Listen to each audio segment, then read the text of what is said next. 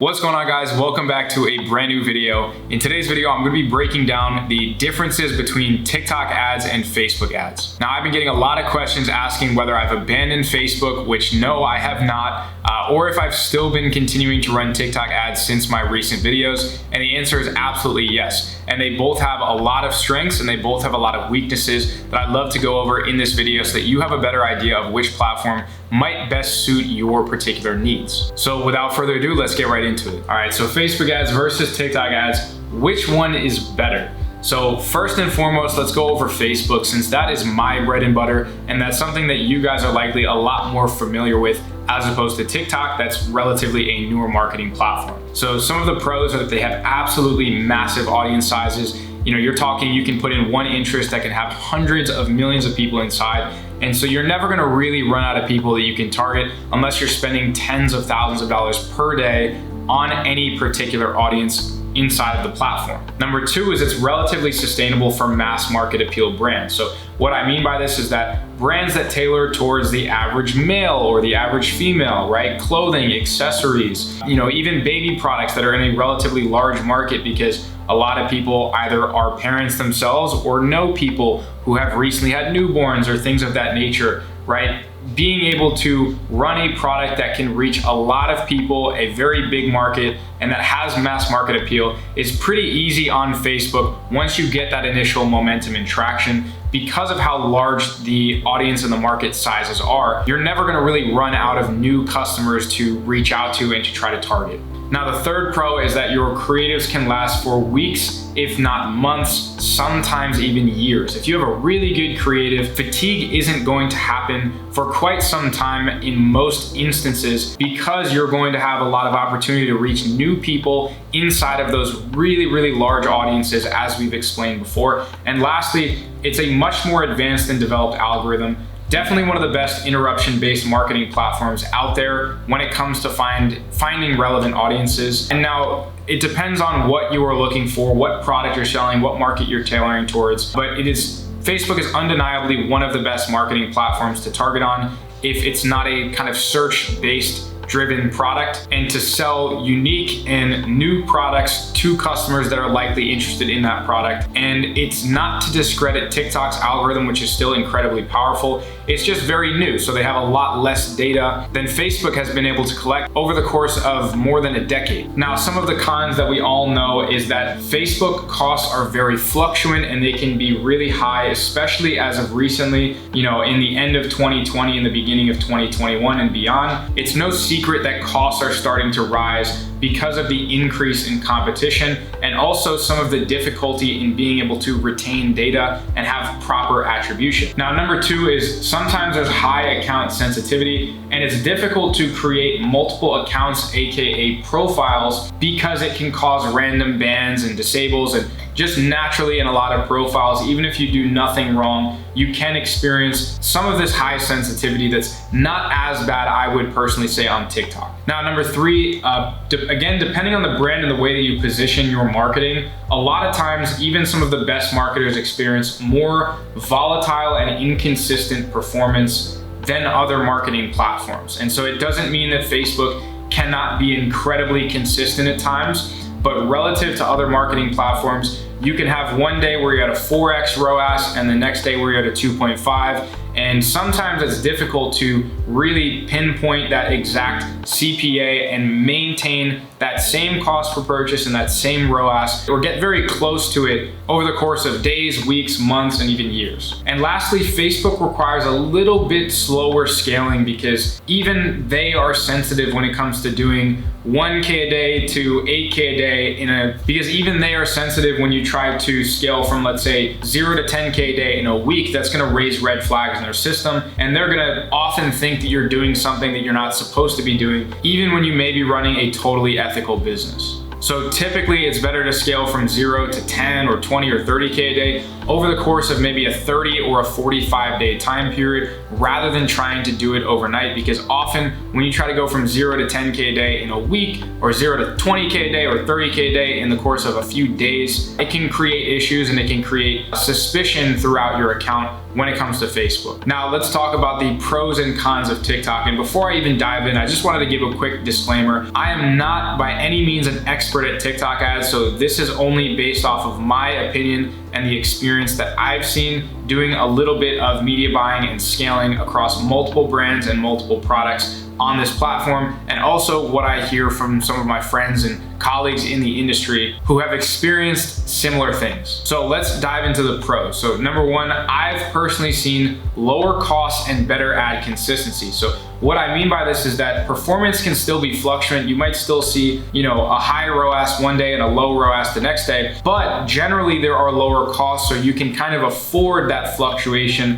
a little bit better because it's going to average out to be better performance often than Facebook if you have a good product market fit. So this means that usually you're gonna see a lower CPC, a lower CPM, generally lower CPAs if it's the right product than you would running that exact same product on Facebook. Now, number two is fast scale. You can scale very, very aggressively with their advanced bidding system. In my opinion, their bidding system is arguably more evolved than Facebook's just because they're able to achieve some of those lower costs and get some of those things that you have and hit your goals and hitting a certain target CPA for those bids a little bit better than Facebook because they have more room to allow you to spend profitably because they do a better job at achieving those cost per purchases within the bid that you ask them than Facebook does. But sometimes scaling super fast, like from 0 to 20K a day in 5 days, like I recently did, can entail some problems when it comes to ad fatigue and just short-lived brand cycles. Now, lastly, from what I've personally seen, and it's been a mixed opinion across many people, but I've seen less account sensitivity, right? TikTok will only ban you if you're doing something wrong.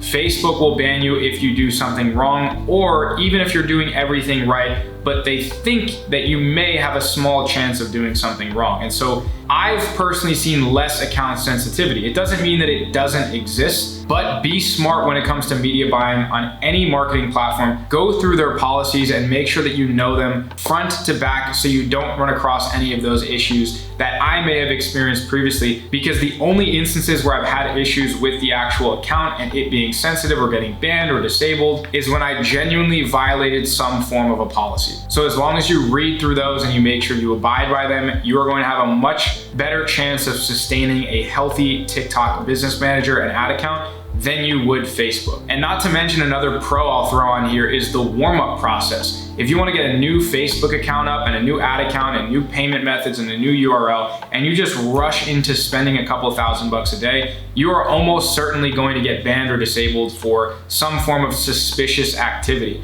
Whereas on TikTok, you can dive in, be a complete pro, scale to a couple $1,000 a day and spend literally within a few days and not experience some of those same issues as long as you are abiding by policy. And again, it's easier to create multiple accounts. You don't need photo verification IDs. You don't necessarily need to verify your business manager and have multiple LLCs and EINs to be able to make sure that you're doing and to prove to TikTok that you're conducting efficient business. And from what I've seen, it's a lot easier to self-create or easily obtain some new ad accounts and new business managers overall with TikTok than it is to acquire new marketing assets or profiles or business managers on Facebook. Now let's get to the cons. So number one, they have much smaller audiences. Now, some of them are relatively big, but overall, when we're talking in comparison to Facebook and some other marketing platforms, they are much smaller. So that leads us into much faster ad fatigue. So now, although you might not reach every single person within the audience that you're trying to reach with the same creative,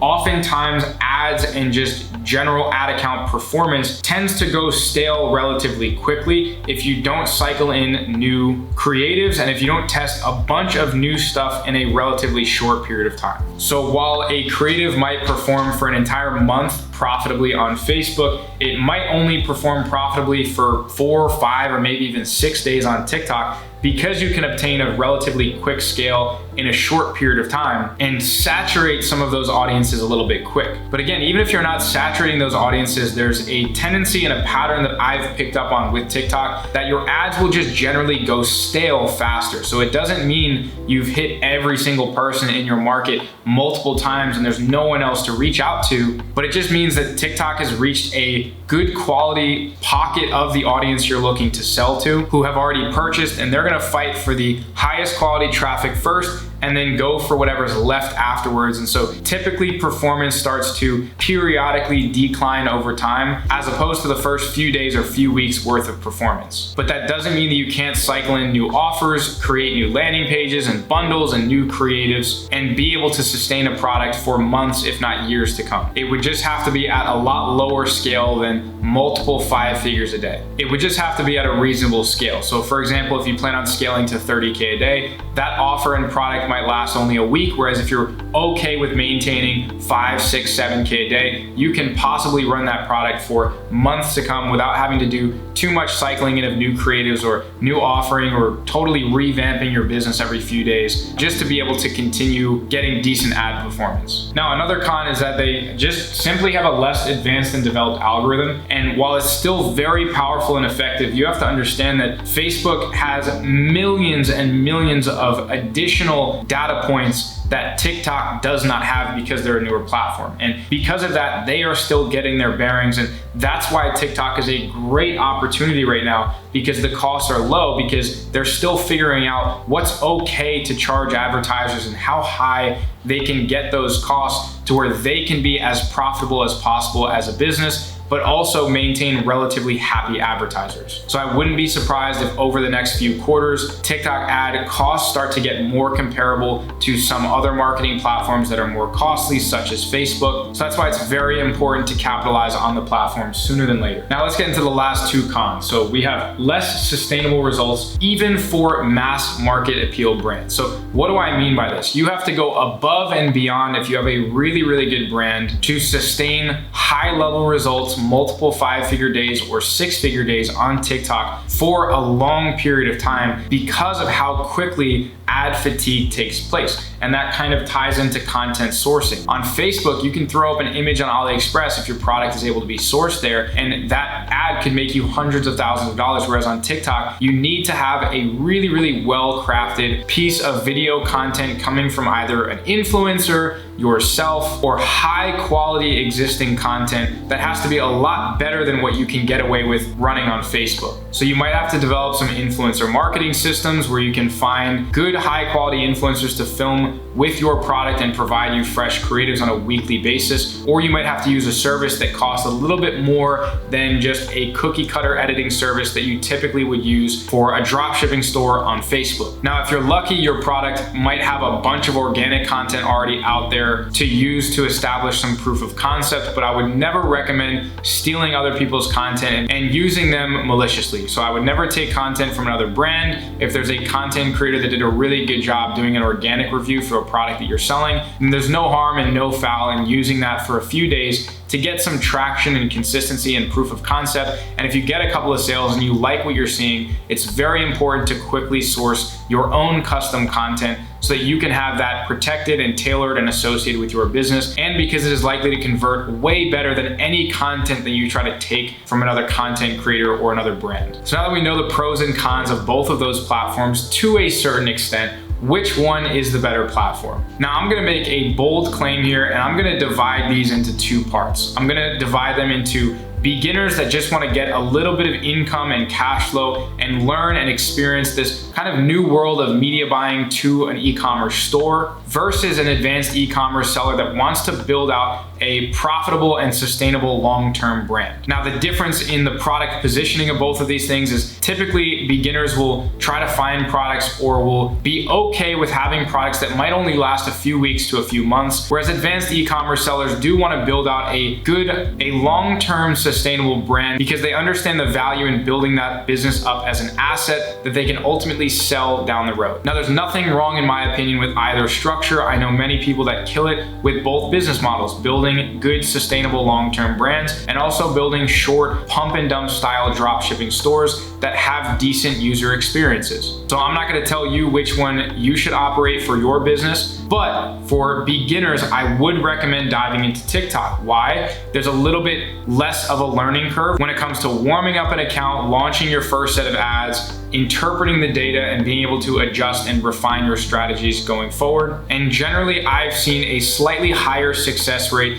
in general mass product testing. Since there's less competition and it's a relatively young audience, I guess you can say they're a little bit less knowledgeable on the dropshipping business. And so you can get away with selling non-branded products that can be found on AliExpress, but you have to make sure that you market it and you position the product better than all of the fast competition that is soon to come for a product that might follow after they see some of the ads that you run for the products. Now, if you're someone that has tested 40 products unsuccessfully on Facebook, maybe it's just not the platform for you. Go over to TikTok and try pivoting when it comes to different areas of your business, whether it's your marketing, your product selection, your content selection, or the way that you position your product landing page. And if you are someone that has had success on Facebook and you can continuously find new products or build out profitable brands, then continue doing what's working for you and don't get shiny object syndrome and feel obligated to hop onto another platform like TikTok just because other people are making money there. A lot of us in the e-commerce space have gone through a series. A lot of people in the e-commerce space tend to have something called shiny object syndrome, where when you see someone else making money in a different business than you or on a different marketing platform, you tend to jump on the opportunity. And while that's not a bad thing, you don't want it to deviate away from your original skill and specialty. So a lot of us that are Facebook experts, it's better to stay on Facebook and to start to master that and automate it before we branch off into some of these other marketing platforms. If the only reason we're branching off is because we see others doing well. That's why you'll see people every single day who make a ton of money with e-commerce dive into day trading or crypto trading or Forex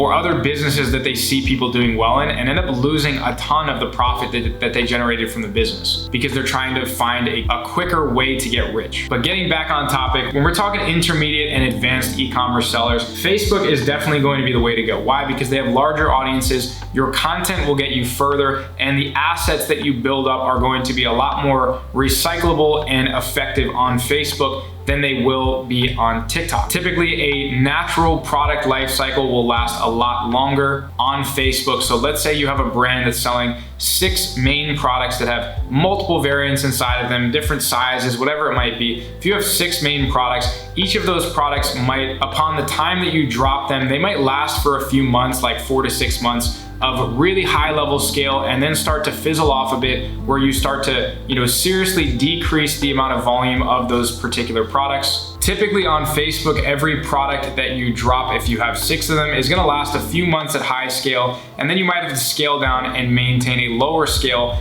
if you want to last a much longer time period. Whereas on TikTok at high scale, one product might only last for a couple of weeks, maybe a month or two, with a lot of effort to make sure that they stay up and running profitably. Now, that doesn't mean if you have a long-term vision for your brand that you should stay away from TikTok, but just know that on TikTok, products are going to have slightly shorter life cycles if you don't have an infinite amount of creatives that you can cycle in, or an infinite amount of landing pages that you can split test, and offers and funnel builders and things of that nature. So in summary, I absolutely love both platforms. Facebook will always have a special place in my heart, and I will continue spending more on Facebook than I actively will on TikTok. But TikTok has been giving me an absolutely awesome ROAS recently for a lot of different products, and it is very similar to the performance that you would see in Facebook 1-2 years ago, where you can do more of the pump and dump drop shipping style to build up a little bit of cash flow to then ultimately invest in a longer term brand. And so on Facebook, for instance, if you test 30 products, you might find 1, 2, maybe 3 good products that are going to scale for a longer period of time. Whereas on TikTok, you can test 5 or 10 products and find 1 or 2,